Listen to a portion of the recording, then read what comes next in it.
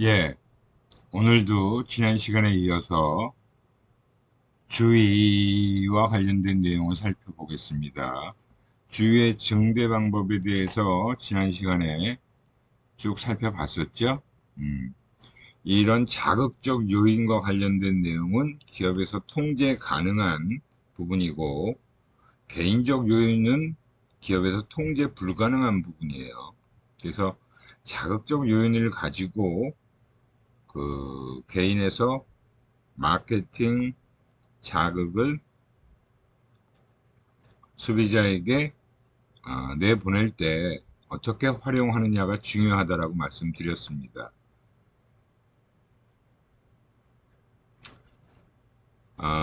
이거는 뭐 주의의 증대 방법의 한 가지 사례로서 몽블랑이라는 그 만년필 회사가 이 만년필의 펜촉을 강조하기 위해서 이렇게 인쇄 광고를 한 측면을 보여주고 있고요. 여기서도 마찬가지로 스와치라는 시계 회사가 역시 굵은 화살표를 가지고 이 스와치의 시계를 가리키는 그런 걸로 강조를 하고 있습니다. 이렇게 광고에 소비자의 주의를 끌기 위해서 이렇게 활용하는 기법들, 특히 이거는 검정과 흰 배경의 대비를 이용해서 활용하고 있는 거죠. 그 주의와 관련된 연구 결과를 발표한 내용인데요. 주의는 정보 처리가 시작되기 위한 필요 조건이지만 충분 조건은 아니다라고 연구 결과를 발표했어요. 그러니까 주의라는 것이 정보 처리가 시작되기 위한 필요한 조건이에요. 하지만 그렇다고 해서 무조건 다 주의를 기울이는 것은 아니다. 충분 조건은 아니다라고 어, 실험을 통해서 이런 연구 결과를 발표한 내용입니다. 예를 들어 TV를 켜놨다고 해서 광고를 다 보는 것은 아니다라는 거죠. 뭐 이거는 여러분들도 뭐 다 경험하시는 일이잖아요. TV를 보는 과정 속에서도 뭐 TV를 켜놓고 다른 일을 하거나 뭐 주의를 기울이지 않아서 광고를 못 보는 경우가 거의 절반을 차지하는 정도로 나오고 있어요. 아마 이게 예전에 이게 1984년도 연구 결과니까 지금은 아마 더 이런 결과가 나올 수도 있다라는 거죠. 이게 이제 그 알렌이라는 학자는 1965년도에도 유사한 결과를 보여줬다라는 거고요. 영화보다 오히려 TV가 주의력이 더 떨어진다라고 볼 수 있어요. 그러니까 영화는 그래도 극장에 가서 영화를 볼 때는 다른 것들을 할 가능성이 굉장히 낮다라는 거죠. 그러니까 영화의 이제 스크린에 주목하고 있으니까 거기서 나오는 영화가 시작되기 전에 나오는 광고가 오히려 더 눈에 들어올 가능성은 더 높아진다라고 볼 수 있죠. 그리고 이제 나이가 어릴수록 광고와 정규 프로그램에 대한 주의력에서 차이가 크지 않다. 이 얘기는 그 뭐 일반적으로 아이들을 보면 정규 프로그램하고 광고하고 이렇게 확실하게 구분을 못하니까, 그리고 광고를 더 좋아하는 아이들도 꽤 많죠. 근데 이제 점점 나이가 들어갈수록 이런 정규 프로그램과 광고를 확실하게 구분하고 광고를 회피하려는 그런 것들은 더 커진다. 나이가 들수록 더 차이가 커진다라고 또 연구 결과가 나오고 있어요. 그래서 주의라는 것은 필요 조건이지, 주의를 기울였다라고 하는 것 자체가 충분 조건은 아니다라는 겁니다. 그래서 그 이 주의가 굉장히 중요하긴 하지만 주의를 기울이게 했다 그래서 모든 게 다 오케이 된다라고 볼 수는 없는 거다라고 볼 수 있어요.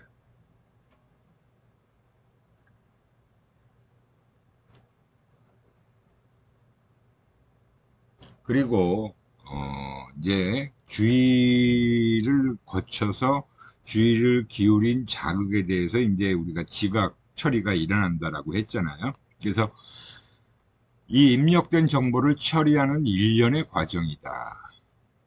자극을 주관적으로 해석하고 이해하는 과정이다라고 볼 수 있습니다. 주관적으로 해석합니다. 이 주관적이라는 게 누구나 다 동일하게 처리하지는 않는다라는 거죠. 그래서 지각의 대표적인 특징으로 지각의 주관성과 선택성이라는 부분을 들 수 있어요. 뭐 이거는 앞에서 얘기한 그 주의의 부분과 거의 비슷하죠. 선택적인 그 주의가 일어난다는 거. 그죠? 네. 지각의 주관성이라는 건 뭐 특별히 설명이 필요 없을 내용이죠. 다 사람마다 주관적으로 지각을 한다는 것은 기본적인 특징이라고 볼 수 있고요. 역시 지각의 선택성이라는 것도 어, 사람마다 다 다르게 나타나기도 하지만 또 본인에게 가장 적합한 정보만을 수용하게 되는 거예요. 그러니까 이 선별적인 감지가 일어난다는 거죠. 그래서 개인마다 소비자 개인별로 주의도 차이가 있고 그다음에 그 주의를 기울여서 수용된 정보를 자극을 처리하는 정보 처리하는 것도 역시 개별 소비자마다 다 차이가 있다라고 볼 수 있습니다. 그리고 지각적 방어 현상도 역시 우리가 주의를 기울이는 것과 동일한 특성을 갖고 있는 거예요. 그래서 상표에 대한 기본적인 신념과 태도가 강할수록 내가 어떤 상표에 대해서 이건 내가 믿고 사는 상표야 라는 그런 신념, 그리고 내가 좋아하는 상표야 라는 것이 강할수록 지각적 방어의 가능성은 커진다라는 거예요. 그래서 그 내가 믿고 있는 신념이나 좋아하는 상표에 대해서 부정적인 정보가 들어오게 되면 그런 방어적인 특성이 나타난다는 거죠. 그래서 기본적으로 일단 지각적 방어의 특성은 역시 그 지각 처리하는 과정에서 강하게 나타날 수 있다. 또 경험의 일관성이라는 것은 본인이 경험한 것이 사실은 제일 우선적으로 작용하잖아요. 내가 경험을 해본 거니까 뭐 다른 말이 필요 없는 거죠. 내가 직접 경험한 바에 의하면 역시 뭐 이 상표는 괜찮아, 이 상표는 좋아, 이런 어떤 특성이 강하게 나타나니까 역시 지각적 방어의 가능성은 더 커지게 되겠죠. 또 자극에 의해 창출된 불안이 클수록 불안, 그 자극으로 인해서 어떤 그 제품에 대한 또는 브랜드에 대한 불안이 커질수록 그런 지각적 방어의 가능성은 더욱 커지게 된다라는 겁니다. 그 다음에 구매 후 부조화의 수준이 클수록 부조화의 수준, 지각적 방어의 가능성이 또한 커지게 된다라는 겁니다. 이렇게 지각적 방어의 특징적인 측면을 여러분들이 꼭 기억해 두시기 바래요. 그래서 이런 경우에 지각적 방어의 특성이 커진다 하는 사례로서 네 가지 경우를 예를 들어서 설명을 드린 겁니다. 역시 지각에 이제 영향에 미치는 요인을 보면 뭐 기술적 요인이라는 것은 아까 우리가 주위의 자극적 요인과 거의 동일하다고 볼 수 있어요. 그래서 주위에 영향 미치는 요인과 유사하다. 앞에서 우리가 주위에 미치는 영향 여러 가지를 쭉 봤잖아요. 그죠? 거기서 뭐 크기, 자극의 크기, 색상, 대조, 독특성, 뭐 이런 등등의 여러 가지 요인들이 주위에도 동일하게 영향을 미친다라고 볼 수 있습니다. 그래서 뭐 그 내용을 참고하시면 되고요. 정신적 준비 상태라는 것은 이미 소비자마다 어떤 고착화되어 있는 지각 대상이 있어요. 지각적 고착화라는 게 이미 어떤 자극에 대해서 내가 습관적으로 바로 반응을 하는 거죠. 그리고 이미 굳어져 있는 그런 어떤 반응을 보이는 것이 소비자마다 다 다른 겁니다. 하지만 개인별로 볼 때 이런 지각적 고착화나 습관적인 현상이 작용하게 되어 있다는 거예요.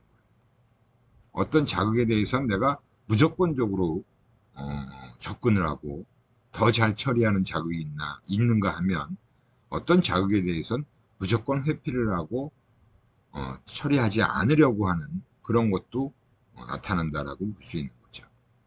그 다음에 이제 자신감. 특정 자극에 대해서 내가 처리를 할 수 있는 자신감을 크게 가질 수도 있고요. 어떤 자극은 내가 잘 처리를 못해 라고 하는 자신감이 좀 떨어지는 자극도 있을 수 있다는 겁니다. 거기에 또 이제 또 한 가지가 과거의 경험이에요. 내가 과거에 어떤 자극에 대해서 특별한 경험을 가졌다면 그 경험으로 인해서 지금 현재도 그 자극을 지각하는데 영향을 받게 되겠죠. 그래서 과거의 경험이 어떠냐 하는 부분도 중요한 요소라고 볼 수 있고요. 그 다음에 그 소비자의 기분 상태, 현재의 기분 상태를 얘기하는 겁니다. 기분 상태가 어떠냐에 따라서 또 그런 자극들을 잘 처리하는가 하면 또 잘 못 처리하게 되는 경우들도 있죠. 그죠? 여러분들 기분 상태에 따라서도 공부가 잘 될 때가 있고 공부가 잘 되지 않을 때가 있잖아요. 그거와 거의 동일하다고 보시면 됩니다. 그 다음에 이제 사회 윤리적인 요인. 그래서 타인들의 어떤 영향력, 그게 이제 사회적인 요인이겠죠.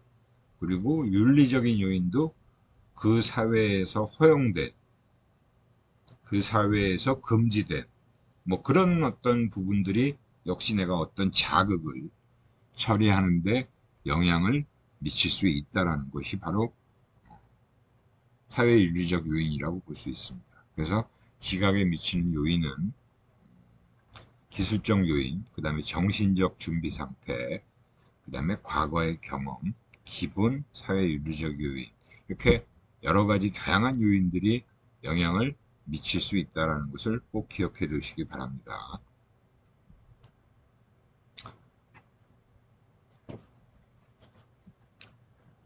그 소비자 지각 과정에서의 이제 정보의 선택이라는 것이 선택적 지각이 일어난다는 것을 얘기하는 거예요.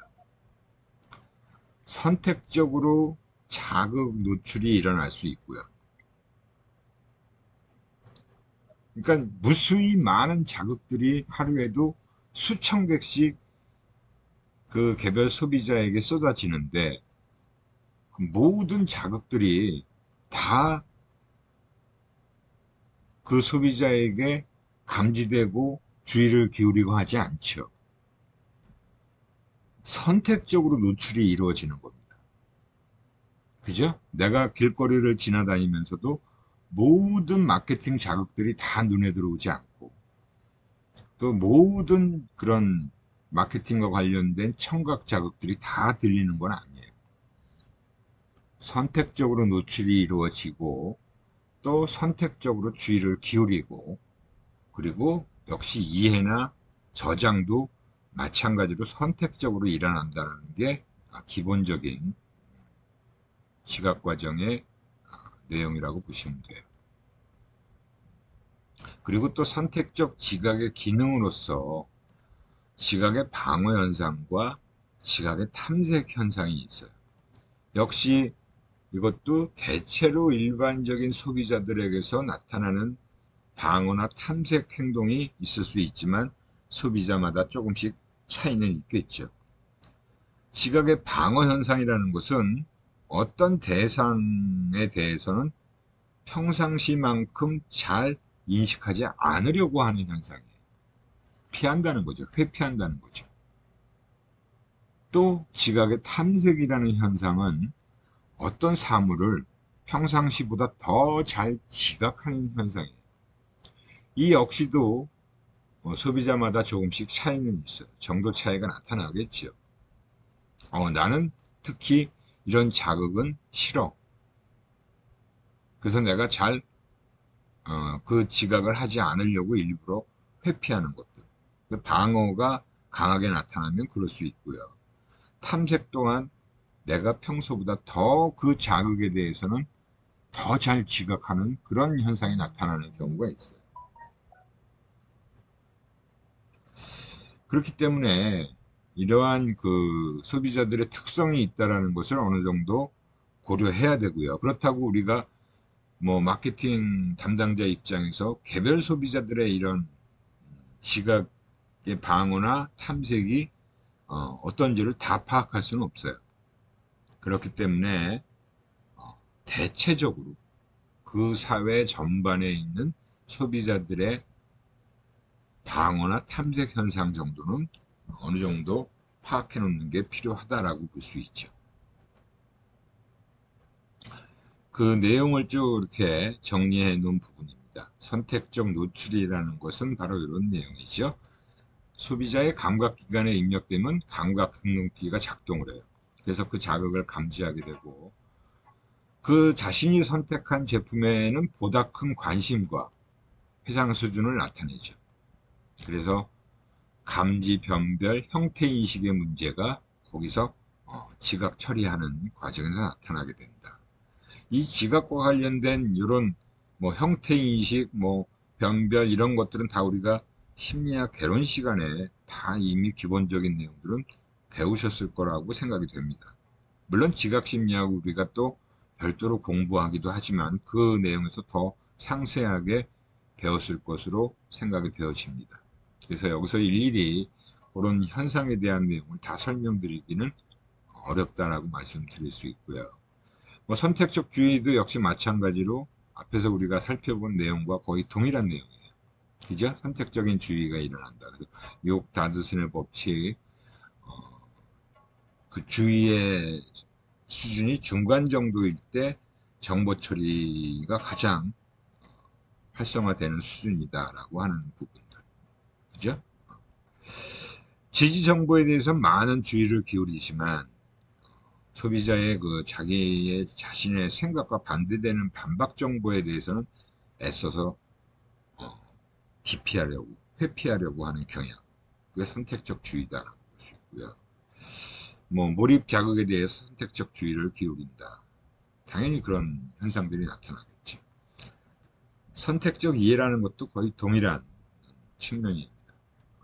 해석 과정에 있어서 그 자극을 특징을 분석하고 해석하며 이를 조직화해서 기억 구조에 저장하기 쉬운 형태로 처리를 하는 거죠.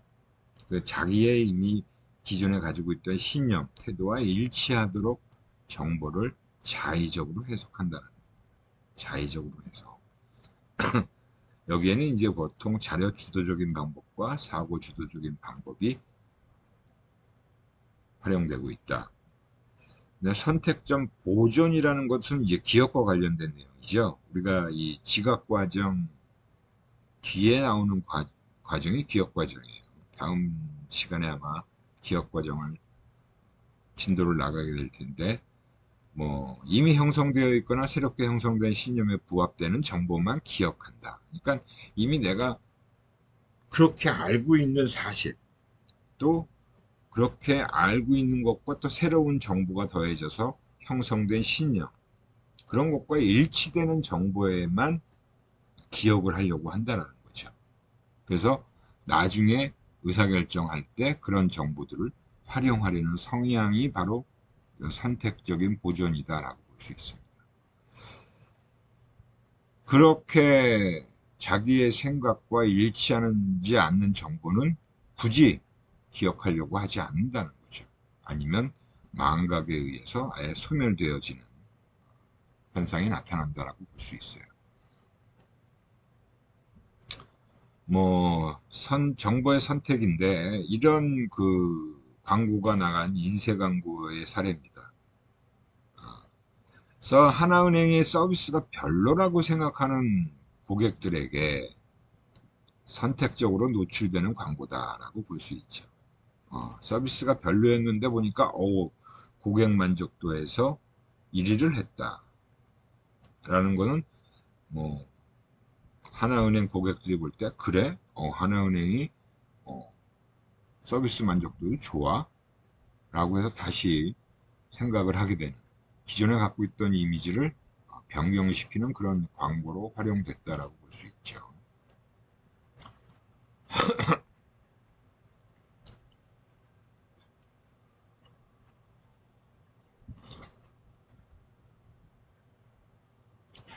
그 다음에 이제 정보의 조직, 분리와 통합이다라고 했는데, 이거는 여러분들이 역시 마찬가지로 심리학 개론만 공부하셨어도 다 배우셨던 내용들이라고 할 수 있습니다.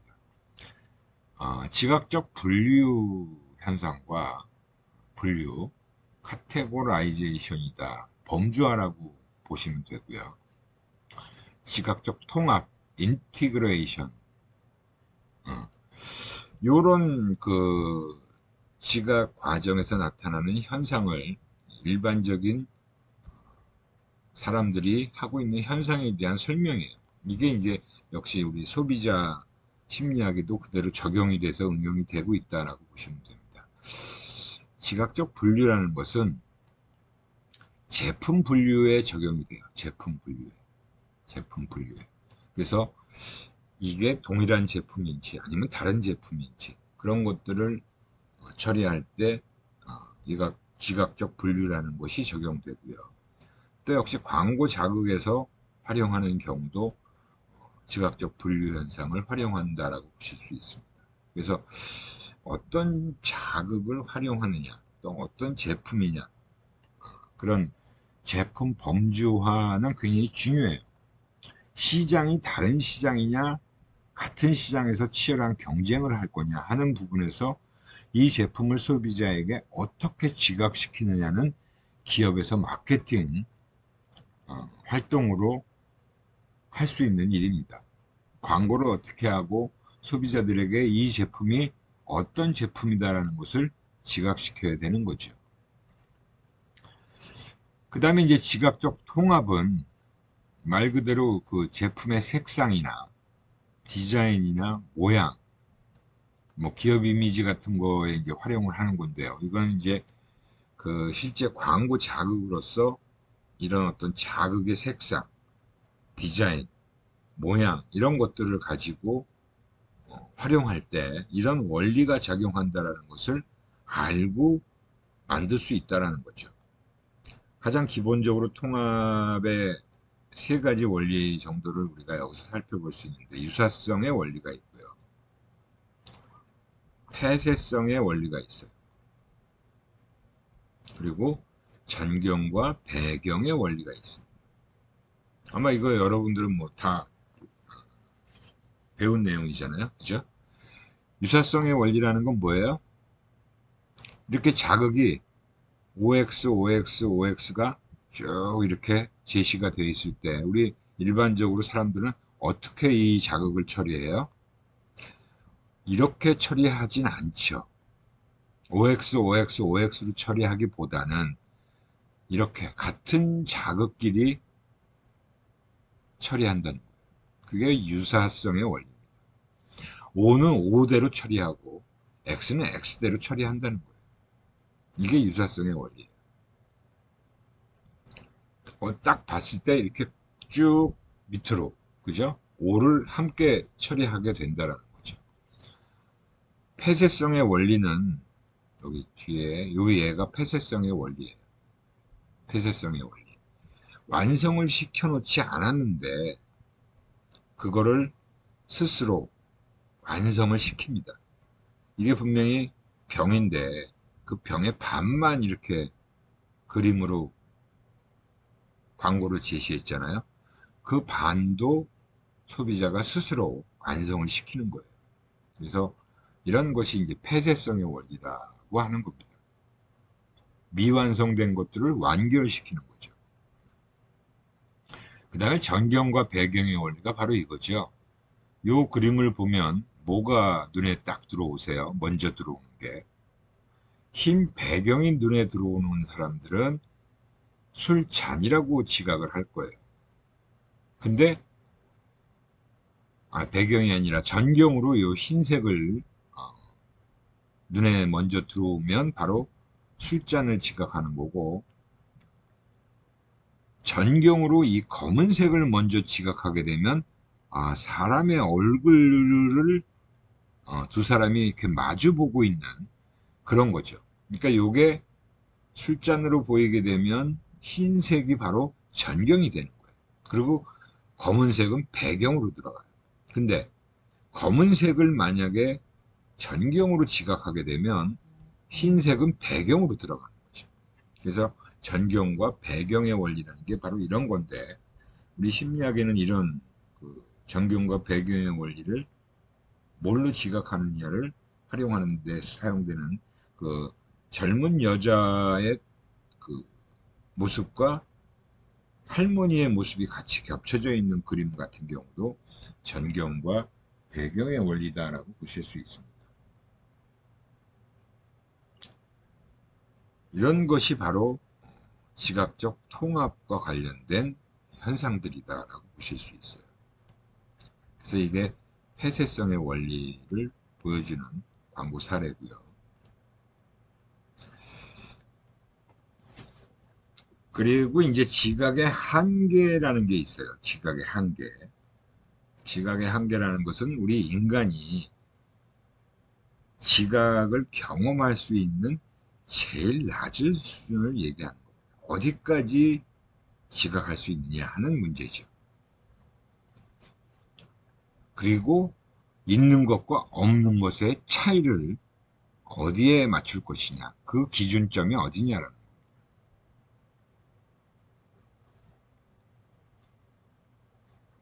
물론 이것도 사람마다 이런 지각의 한계점은 다 달라요. 동일하지는 않습니다. 여기서 나오는 내용 중에 이제 상한력이라는 것과 하한력이라는 것이 있어요. 가장 크게 지각할 수 있는 범위, 그 수치. 또 하한력은 가장 작게 지각할 수 있는 그 마지막에 수치. 그 상한력과 하한력이라는 게 있을 수 있고, 그 다음에 이제 차이식역이라는 게 사실 중요한 내용이죠. just noticeable difference다. noticeable, 알아차릴 수 있는 차이, 차이 지각력이라고 얘기해요. 차이 지각력. 구분할 수 있는 그 경계점.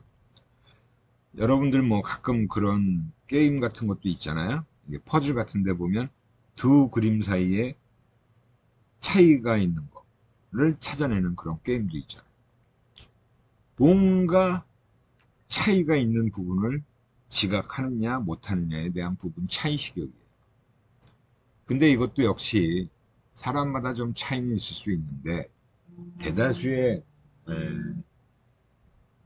사람들이 차이를 못 느끼는 수준이 있다는 거죠.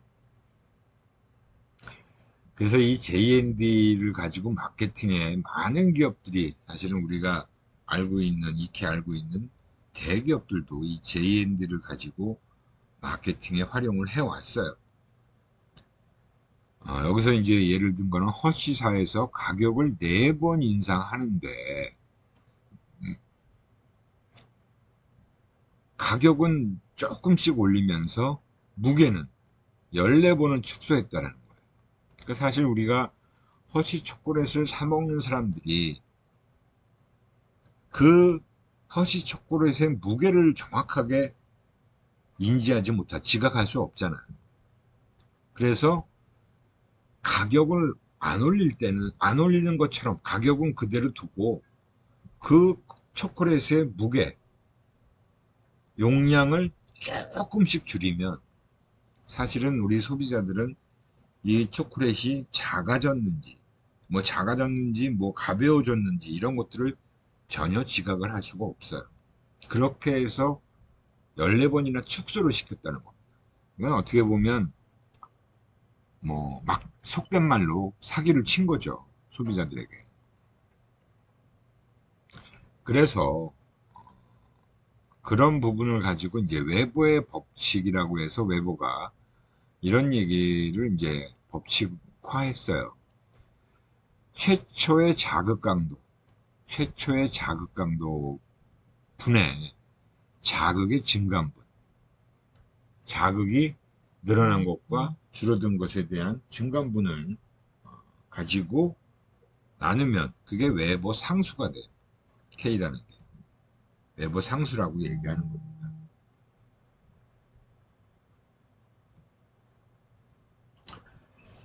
그래서 요거가 이제 어떻게 활용되는지는 이제 뒤에서 살펴보기로 하고요.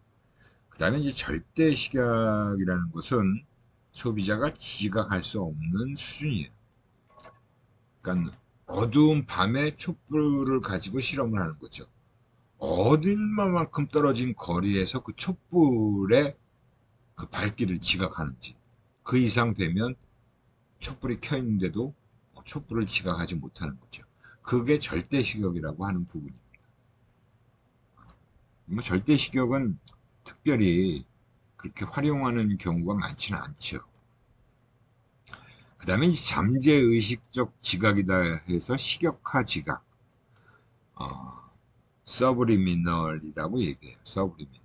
식역화. 즉, 우리의 의식적인 수준 이하에서의 지각 현상을 얘기하는 거예요. 절대 식역 밖의 지각이다.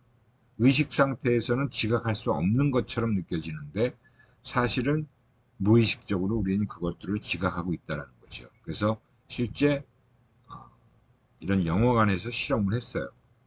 뭐 그 얘기도 뒤에서 살펴보는데 영화 필름 자막 그 필름과 필름 사이에 팝콘을 먹자, 코카콜라를 마시자라는 문구를 하나씩 하나씩 중간중간에 집어넣으면 사실은 영화 필름이 돌아가는 사이에서는 영화 장면만 보이고 그것들은 안 보이는 거예요. 전혀 보이지 않습니다. 영화 장면에서는.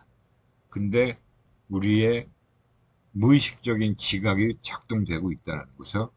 그걸 본 사람들이 영화를 본 사람들이 영화가 끝나고 나오면서 팝콘을 자꾸 구매하게 되고 코카콜라를 구매하더라는 거예요. 그 영화를 보기 전보다 오히려 보고 난 후에 판매량이 증가했다라는 그런 결과를 가지고 실험을 했다라는 건데 그 얘기도 뒤에서 또 설명이 되어집니다. 이게 절대식욕이라는 거예요. 감각기관, 오감별로 절대식욕의 대상, 시각은 촛불, 맑은 날 밤에, 아주 맑은 날 밤에 절대역치가 이렇게나 멀리 떨어져 있는 48.27km까지 그 빛을 볼 수 있었다는 거예요. 촛불을. 소리, 시계 소리예요. 그리고 조용한 곳에서 다른 소리가 아무것도 들리지 않는 곳에서 3.1m 떨어진 거리에서 그 시계의 초침 소리를 들을 수 있었다는 걸 얘기하는 겁니다. 그 다음에 맛, 미각은 설탕을 가지고 2갤론의 물, 2갤론이면 우리는 보통 밀리그램 이렇게 얘기하는데 이거는 미국식 그 단위죠. 그때 2갤론의 물 속에 티스푼 하나를 타면 그 단맛을 느낄 수 있는 그 정도까지가 단맛을 느낄 수 있었다는 거예요. 향수는 굉장히 강하죠. 그래서 아파트 한 동의 크기에서 원액 한 방울 정도를 떨어뜨려도 그 냄새를 맡을 수 있었다는 거고요. 촉각이라는 건 벌의 날개짓을 피부로 느끼는 건데 1cm 거리에서는 그 벌의 날개짓을 느낄 수 있다는 거예요. 그래서 뭐 대부분의 마케팅 자극은 당연히 이 절대 식약보다는 크게 제시돼야 된다는 것이 일반적인 얘기다라고 보실 수 있습니다.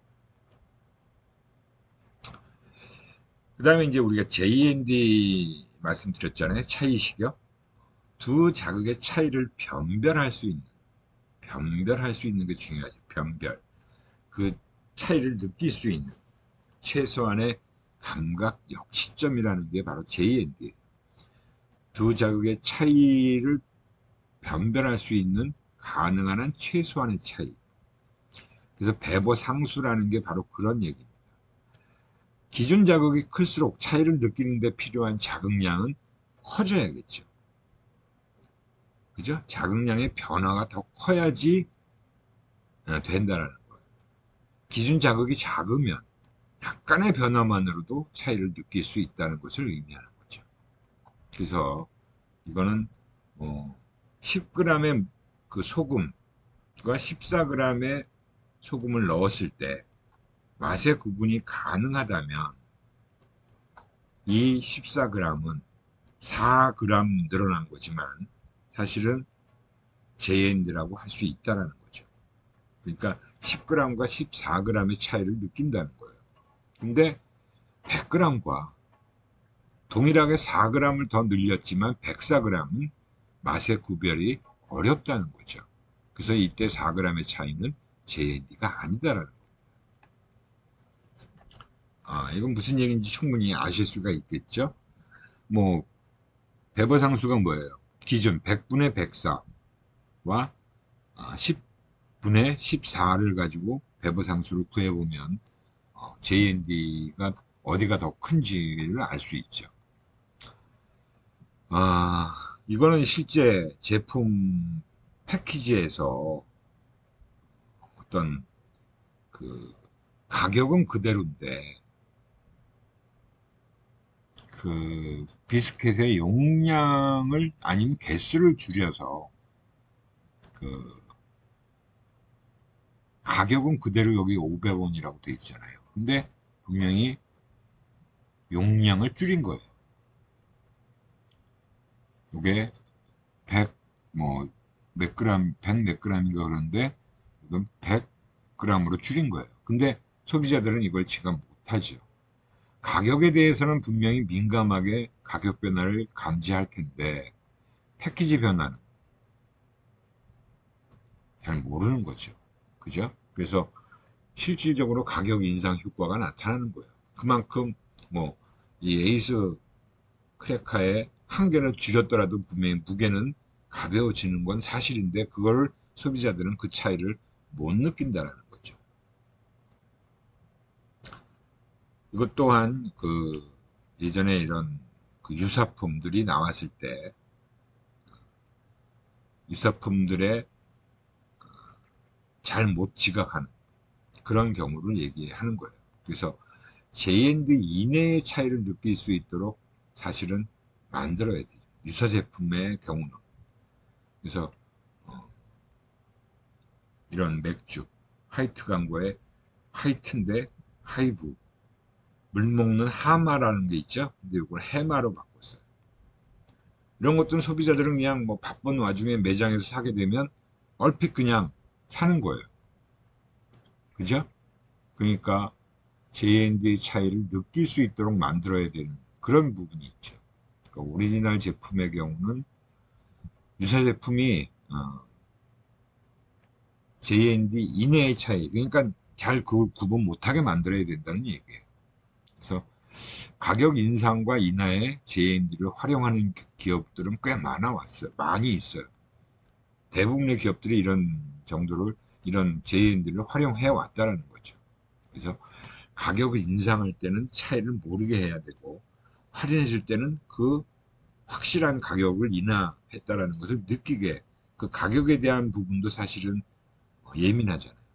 그래서 그 차이를 얼마로 할 건가도 소비자들한테 어느 정도 파악을 해서 그 가격 인상과 인하의 정도를 마케팅적으로 결정을 해야 되는 거죠. 이건 아까 얘기했던 식역화 지각에 대한 부분이에요.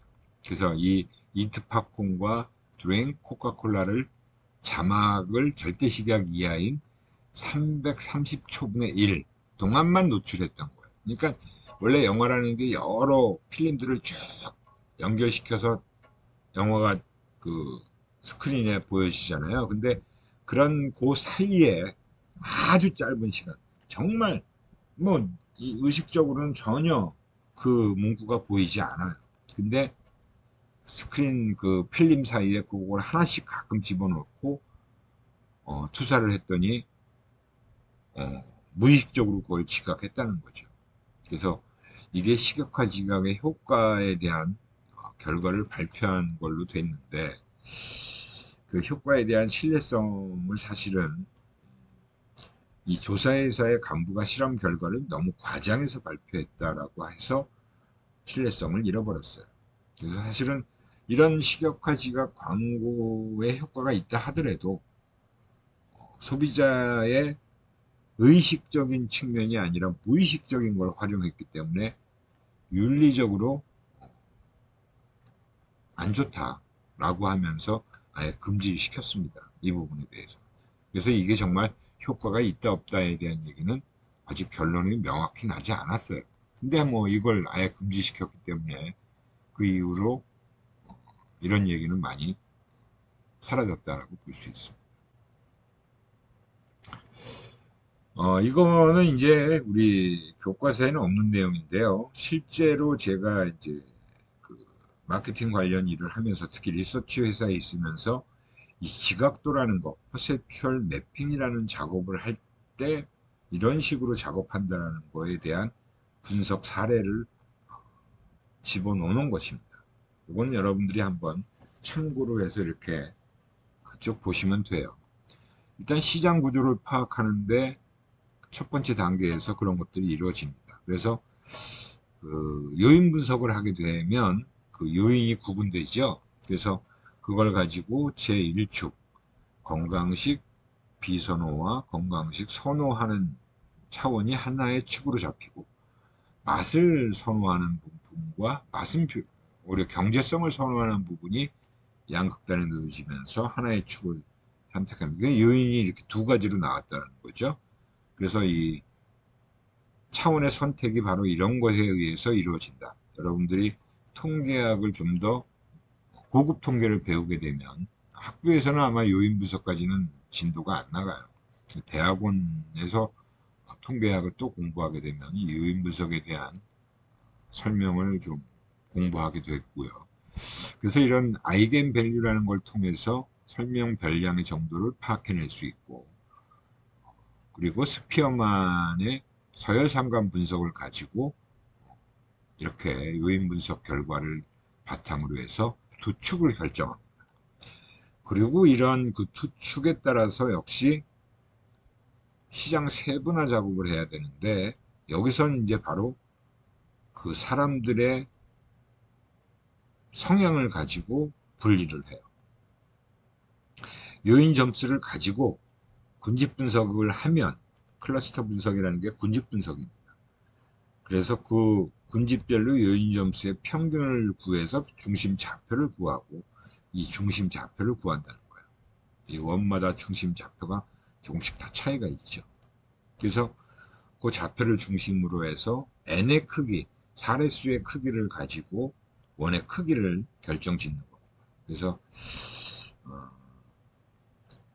그 각각의 두 축 사이에서의 이렇게 네 가지의 군집이 나눠진다라는 분석이 되어져서 나온 거예요. 그래서 그 요인에 어디에 해당되느냐. 그래서 맛을 선호하면서 건강을 선호하면 건강 중시요. 그 다음에 맛을 선호하면서 건강을 그렇게 중시 안 하고 식사하는 거에 더 초점을 맞추면 식사 중시요. 그 다음에 간편식 선호, 건강 무관심. 그렇게 되겠죠. 여기에 위치해 있으니까. 그리고 요 부분은 요리를 선호하고 적극적 건강 관리요. 이라고 볼 수 있는 거예요. 그래서 그 이 축을 기준으로 해서 이 요인이 어떻게 군집은 사람을, 요인은 그 항목을 가지고 요인 분석을 하고요. 군집 분석은 사람들을 분류해내는 작업을 하는 겁니다. 그리고 나서 이제 브랜드 포지셔닝, 거기다가 브랜드별로 이러한 그 결과들을 쭉 평정을 시킨 결과들을 가지고 이 각 축에서의 요인 점수를 합계해서 평균을 구하면 그 평균을 브랜드별로 다 구분해서 분석을 하면 브랜드별 위치가 다 찍히게 되어 있습니다. 그래서 브랜드별로 어느 요인에 어느 군집에 해당되는지를 파악할 수가 있다는 거죠. 그 사람의 소재가 브랜드의 위치를 결정하는 브랜드 포지셔닝 작업을 이렇게 한다는 거예요. 최종적으로 이 과일 주스 시장 세분화와 타겟팅과 포지셔닝을 다 한 결과, 분석한 결과가 바로 이런 그 매핑의 그림을 보여줄 수 있는 거예요. 그래서 이게 지각도가 이렇게 활용되고 있다는 것을 사례로 설명드렸습니다. 이것들은 뭐 그런 어떤 사례들이에요. 포지셔닝을 이렇게 한다. 예를 들어서 뭐 신사복을 가지고 하면 이런 식의 도축을 가지고 브랜드가 이렇게 매핑이 되어진다는 것을 알 수 있습니다. 이게 마케팅 전략에 활용되는 마케팅 소비자 조사를 통한 분석 결과를 이렇게 활용하고 있다는 것을 사례로 보여드린 것이니까 참고하시면 되겠습니다. 예, 이렇게 해서 내용들을 다 살펴봤죠. 질문사항이 있으시면 질문 코너에 꼭 올려주시고요. 수고들 많이 하셨습니다. 다음 시간에 또 뵙겠습니다.